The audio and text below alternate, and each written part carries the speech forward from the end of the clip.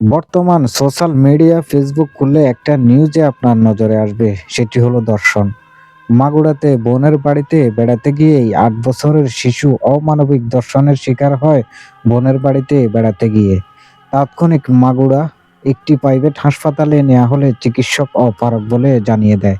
তারপর Magura medical college হাসপাতালে নিয়ে মেয়েটিকে ভর্তি করানো হয়।